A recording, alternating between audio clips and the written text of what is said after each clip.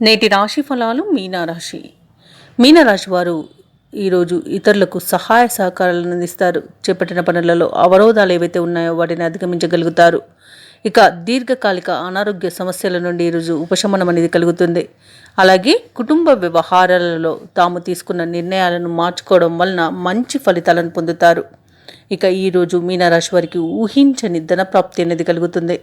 వ్యాపారస్తులకు వ్యాపారాలలో లాభాలు లభిస్తాయి. పోగొట్టుకున్న వస్తువులను పొందే అవకాశం అయితే ఈరోజు కనిపిస్తుంది. ఇక రాజకీయ నాయకులకు అనుకూలత అనేది కనిపిస్తుంది. అలాగే వ్యాపారస్తులు నూతన వ్యాపారాన్ని ప్రారంభించడానికి ఇది మంచి రోజుగా చెప్పుకోవచ్చు.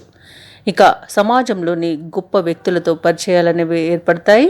ఇక వ్యాపారస్తులు ఎవరైతే ఉన్నారో వ్యాపార భాగస్వాములతో అనుకూలత అనేది కలుగుతుంది. ఇక వివాహ ప్రయత్నాలు ఎవరైతే చేస్తున్నారో మీనరాశి వారు వారికి ఈరోజు వివాహ సంబంధం అనేది కుదురుతుంది.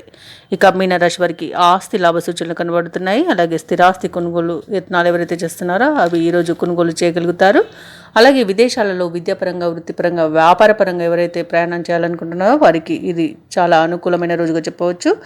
అలాగే మీనరాశి వారికి యత్నకార్య సిద్ధి అనేది కలుగుతుంది. అలాగే నిరుద్యోగులకు ఉద్యోగ ప్రాప్తి అనేది లభిస్తుంది. అలాగే మీనరాశి వారికి సంఘంలో పరపతి పెరుగుతుంది. సన్నిహితులతో ఏవైతే వివాదాలు నెలకొని ఉన్నాయో అవి పరిష్కారం అవుతాయి. శుభకార్యాలలో పాల్గొంటారు. అలాగే పాత బాకీలను వసూలు చేసుకోగలుగుతారు.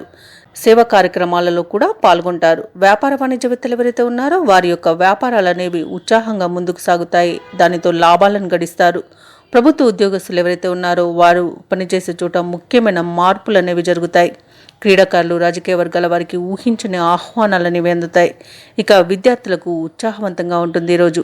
అలాగే మహిళలకు సంతోషకరమైన వార్తలు అందుతాయి.